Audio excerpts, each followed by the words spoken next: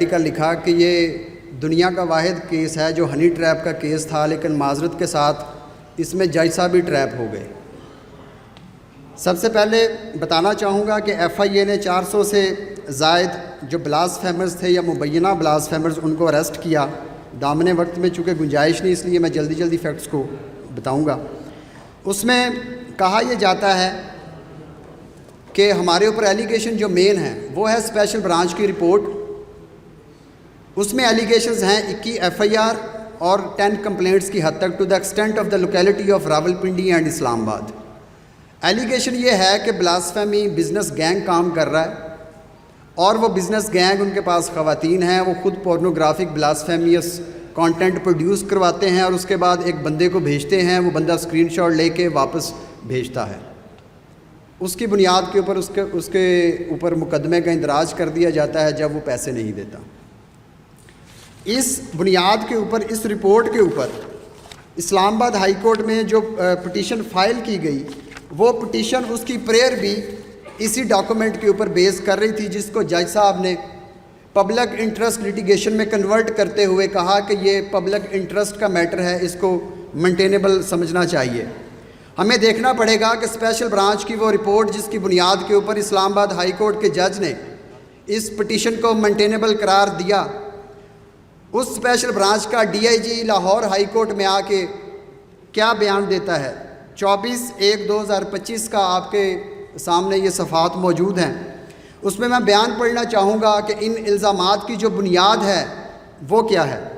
Faisal Ali Raja was confronted with the questions that whether the special branch at its own level made any effort to verify the contents of the source report before dispatching it to the concerned quarters. He candidly conceded by giving answer in negative. Faisal Ali Raja added that the report was entirely based upon the source information. Agli line badi important hai. The special branch neither verified its correctness nor conducted any probe to ascertain truth behind it. D I G Faisal Ali Raja Sahib یہ کہہ رہے ہیں کہ یہ جو report میرے ادارے نے بنائی ہے، مرتب کی ہے، اس کے اوپر نہ کسی قسم کی پروب کنڈکٹ کی گئی ان ایلیگیشنز کی بابت، نہ ہی کسی قسم کی انویسٹیگیشن کی گئی تاکہ حقائق تک پہنچا جا سکے۔ وہ رپورٹ جس کو ڈی آئی جی اپنے ڈپارٹمنٹ کا ڈی آئی جی ڈس آن کر رہا ہے، اس کی اتھینٹسٹی سے، اس کی کریکٹنس سے، اس کی سچائی سے، اس کو سردار اعجاز اسحاق صاحب اسلام آباد ہائی کورٹ میں مینٹینیبل قرار دیتے ہیں۔ ہونا تو یہ چاہیے تھا، اصول قانون تو یہ تھا یا اصول فطرت تو یہ تھا کہ جج صاحب کو اس رپورٹ کے اوپر کمیشن بنانا چاہیے تھا کیا یہ رپورٹ سچی ہے یا نہیں ہے۔ اس کے بعد میں بات کرنا چاہوں گا ون ٹائم شیئرنگ کا پروپیگنڈا کیا جاتا ہے ہمارے ساتھ، کہ ہمارے اوپر ایلیگیشن ہے کہ ہم نے ون ٹائم شیئرنگ کی، اس کی بنیاد کے اوپر مقدمات کا اندراج ہوا۔ ایف آئی اے نے لاہور ہائی کورٹ میں ایک رپورٹ جمع کروائی، اس میں ڈیوریشن مینشن ہے۔ آپ یہ صفحات ہیں، ان کے آخر میں دیکھیں گے تو آپ کو ڈیوریشن مینشن ہوگا۔ کوئی بھی ڈیوریشن 5 مہینے یا 4 مہینے سے کم نہیں ہے۔ جو بھی ڈیوریشن ہے اس میں 1 سال، 2 سال، 5 سال اور 3 سال یہ لوگ ہیں جو اس ڈیوریشن کے اندر بلاسفیمی کمٹ کر رہے ہیں۔ ون ٹائم شیئرنگ کا پروپیگنڈا کیا جاتا ہے جب ایف آئی اے نے رپورٹ ہی جمع کرا دی کہ یہ جو بلاسفیمیس پورنوگرافک کانٹینٹ کریٹ کیا جا رہا ہے، شیئر کیا جا رہا ہے، اور اس کے بعد فزیکل بلاسفیمی کے لوگ بھی موجود ہیں جن سے توبہ نعوذ باللہ 40 سے زائد قرآن پاک برآمد ہوئے ہیں، کیا وہ بھی بلاسفیمیس انٹریپمنٹ کا حصہ تھے؟ اس کے بعد پنجاب قرآن بورڈ جس کے تقریباً 13 یا 14 ممبران تھے اور تمام مکاتب فکر کے علماء کرام پنجاب قرآن بورڈ میں موجود تھے۔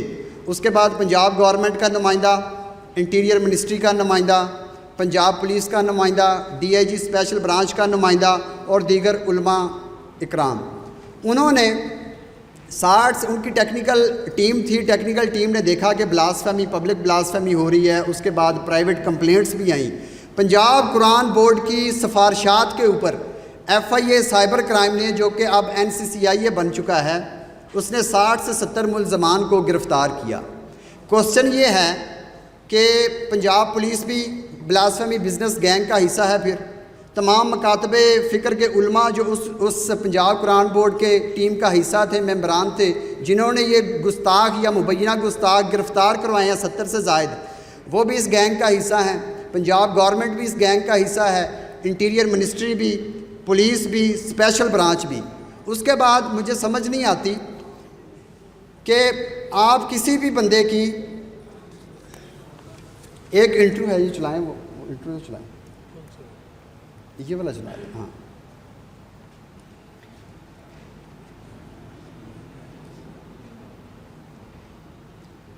یہ بندہ ہے، یہ دلاور التمش ملزم ہے، یہ اس کا باپ ہے.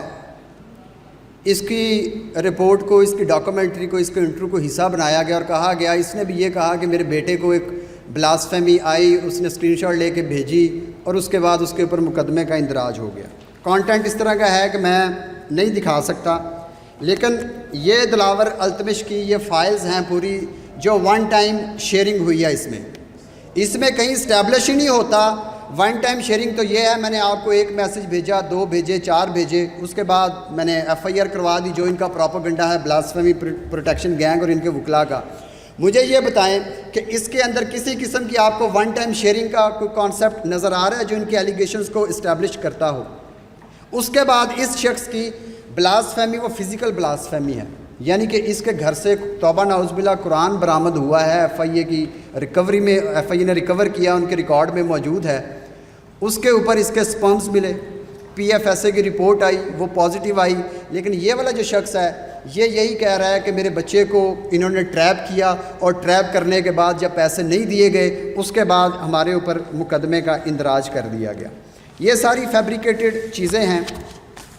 اس کے بعد میں بات کرنا چاہوں گا کمیشن پہ، کہ کہا جاتا ہے کہ آپ کمیشن پہ معترض کیوں ہیں؟ آپ یا حسن معاویہ یا راؤ عبد الرحیم صاحب وہ کمیشن سے اس لیے بھاگ رہے ہیں کہ ان کے اوپر الزامات ہیں تو کہیں ثابت نہ ہو جائے. میرے سینئر وکلاء صاحبان ادھر موجود ہیں، محمد احمد صاحب اور باقی. میں سر جہاں غلط ہوں مجھے روکیے گا ضرور، کیونکہ یہ کیس کا معاملہ نہیں ہے، یہ ہمارے ایمان کا اور اسلام کا معاملہ ہے. آپ دیکھیں کہ پاکستان میں آج تک جتنے بھی کمیشن بنے ہیں ان کی رپورٹس، ڈس اپیرنس کمیشن بنا 2011 میں، 2024 میں سپریم کورٹ آف پاکستان میں ایک پٹیشن آتی ہے، اس پٹیشن کی بنیاد کے اوپر ایک انٹرم یا انکمپلیٹ رپورٹ جمع کروائی جاتی ہے. کمیشن کا یہ حال ہے پاکستان میں. 2008 سے لے کر 2016 تک تقریباً 14 سے 17 کمیشنز بن چکے ہیں، لیکن ان کی رپورٹس ابھی تک وہ نہیں آئیں اور ادارے انتظار کر رہے ہیں. اب مسئلہ یہ ہے کہ ہم کمیشن پہ معترض کیوں ہیں؟ آپ ایک نہیں، آپ 10 کمیشن بنائیں، لیکن مجھے سمجھ نہیں آتی کہ وہ پٹیشنر جو اسلام آباد ہائی کورٹ میں پٹیشنرز ہیں ان کے ریلیٹیوز وہ جیلوں میں موجود ہیں، وہ ڈائریکٹ پٹیشنر کیوں نہیں بنے؟ اس کے بعد جو کمیشن آپ بنانے جا رہے ہیں، سزا و جزا کا تعین تو کرنا ہے ٹرائل کورٹ نے. اگر حسن معاویہ کے اوپر ایلیگیشن ہے، اگر راؤ عبد الرحیم کے اوپر ایلیگیشن ہے، تو آپ ایک ایسی GIT بنائیں نا جس کے اندر تمام لا انفورسمنٹ ایجنسیز کے ممبران شامل ہوں. اگر ہم بات کریں ان مقدمات کی، یہ FIA کے مقدمات ہیں، PK رولز موجود ہیں، PK رولز کے اندر اسکیجول 7 موجود ہے جو کہ بات کرتا ہے جوائنٹ انویسٹیگیشن ٹیم کی. اس کے بعد فیڈرل گورنمنٹ کے پاس یہ اسکیجول 7 کے تحت فیڈرل گورنمنٹ کے پاس یہ اختیار حاصل ہے کہ اگر ان کو لگے کہ کوئی اسپیشل کیس ہے تو وہ اسپیشل GIT بھی بنا سکتے ہیں. بات یہ ہے کہ یہ لوگ کمیشن کی بجائے یہ کیوں معترض ہیں GIT کے اوپر؟ صرف اس لیے کہ GIT کی جو فائنڈنگز ہوگی، جو رپورٹ ہوگی، اس کو ٹرائل کورٹ میں ایڈمیسیبلٹی ویلیو حاصل ہے، 173 کی رپورٹ کی حیثیت حاصل ہے. جبکہ کمیشن جو یہ بنانا چاہ رہے ہیں، کمیشن تو صرف سفارشات کا منبع ہے، اس کے علاوہ کمیشن کے پاس کوئی اتھارٹیز ہیں ہی نہیں. اس کے بعد کمیشن کی جو رپورٹ ہے وہ ٹرائل کورٹ میں ایڈمیسیبل ہے ہی نہیں. میں تو خود آپ کو، میں حسن معاویہ کے خلاف ہی آپ کو مشورہ دے رہا ہوں جو بلاسفیمرز پروٹیکشن گینگ ہے. میں انہیں یہ کہہ رہا ہوں کہ آپ GIT بنوائیں، ان کے خلاف اگر کوئی ایویڈنس موجود ہیں تو آپ وہ GIT کے سامنے پروڈیوس کریں. اس کے بعد ٹرائل کورٹ کے اندر ان کے خلاف ان الزامات کی بابت آپ تمام ایویڈنس لے کے آئیں. ان کو سزا و جزا کا تعین عدالت کرے گی.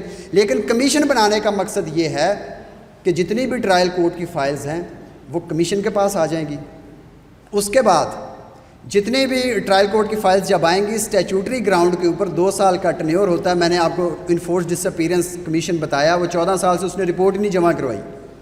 جب رپورٹ ڈیلے ہوگی 2 سال یا اس سے زائد، تو اسٹیچوٹری گراؤنڈ کے اوپر جتنے بھی مبینہ بلاسفیمرز ہیں ان کو bail as a matter of right will be granted. ان کو ضمانتیں دے دی جائیں گی، ان کا رائٹ ہوگا یہ ضمانتوں کا، ان کا فنڈامنٹل، ان کا سبسٹینشیل، ان کا بیسک رائٹ ہوگا. زرین واجد زرین غالباً کیس ہے راول پنڈی کا، اس کے اوپر اسٹیچوٹری گراؤنڈ کے اوپر ایک ہمراہی ملزم تھا، اس کو ضمانت دی گئی، ضمانت دینے کے بعد وہ فوراً ملک سے فرار ہو گیا۔ تو بات یہ ہے، میں مختصر کرنا چاہوں گا، ہمیں نہ ہمارے ساتھ المیہ یہ ہوا ہے کہ نہ ہمیں جج اسحاق صاحب نے سنا ہے، نہ ہمیں ادھر بولنے دیا جا رہا ہے۔ تو میں صرف ایک پوائنٹ، انٹرنیشنل لاء کی اگر بات کی جائے تو universal declaration of human rights کے مطابق آرٹیکل 10 بات کرتا ہے فیئر اینڈ ٹرانسپیرنٹ ٹریبیونل کی اور ڈیفنس رائٹ کی۔ International covenant on civil and political rights کا آرٹیکل 14 بات کرتا ہے، 14(1) بات کرتا ہے فیئر ٹریبیونل کی اور ڈیفنس رائٹ کی۔ پاکستان کا کانسٹیٹیوشن 1973 کا آرٹیکل 10 نے بات کرتا ہے فیئر ٹرائل کی، لیکن جج صاحب نے ہمیں سنا نہیں ہے۔ جو میں نے شعر پہلے پڑھا تھا نا، وہ جو گیت تم نے سنا نہیں میری عمر بھر کا ریاض تھا، میرے درد کی تھی وہ داستاں، تو میں کہتا ہوں میرے درد کی تھی وہ داستاں جسے تم تعصب میں اڑا گئے۔ تو یہ تعصب تھا ان کا کہ معذرت کے ساتھ ہمیں عدالت میں ایک فریق کا سامنا نہیں تھا، ہمیں 2 فریقین کا سامنا تھا۔ ہم جب بھی جاتے تھے روسٹرم کے اوپر، میں موجود تھا، میں نے ابھی آرگیو کرنا تھا، میں 2 مہینے سے اسلام آباد میں موجود تھا، مجھے کہا گیا کہ آپ کو بعد میں سنیں گے۔ حسن معاویہ صاحب کو خود روسٹرم کے اوپر بلا کے جج صاحب نے سوال پوچھا، جب جواب دیا گیا تو کہا گیا کہ ریموو ہم فرام مائی کورٹ۔ اگر آپ کی عزت موجود ہے، اگر وکیل کی عزت موجود ہے تو سائل کی عزت آپ سے زیادہ ہے، جس کی وجہ سے آپ وہاں پہ صاحب مسند ہیں۔ تو ہمیں سنا نہیں گیا، 6 اور وکلاء صاحبان تھے، ان کو بھی نہیں سنا گیا۔ ان کا جو فیصلہ تھا وہ متعصبانہ تھا، وہ یک طرفہ تھا۔ ہم تو پوری عدالتی کارروائی میں جج صاحب کی اس چاشنی کے منتظر ہی رہے جو ایمان مزاری اور ہادی علی چٹھا جس چاشنی سے محظوظ ہوتے رہے، ہم اس سے محروم ہی رہے۔ بہت ساری باتیں ہیں جو ہم کہہ سکتے ہیں، لیکن دامن وقت میں چونکہ گنجائش نہیں، اس لیے باقی یہ فائلز وغیرہ میں نے آپ کو دے دی، آپ ان کو دیکھیے گا۔ کسی قسم کا آپ کا سوال ہو، ہم حاضر ہیں، سیشن کورٹ میں دفتر ہے ہمارا، آپ FIR نمبر لے کے آئیں، ہم آپ کو تمام تر ایویڈنس وہ دکھائیں گے۔ بہت شکریہ، اللہ حافظ۔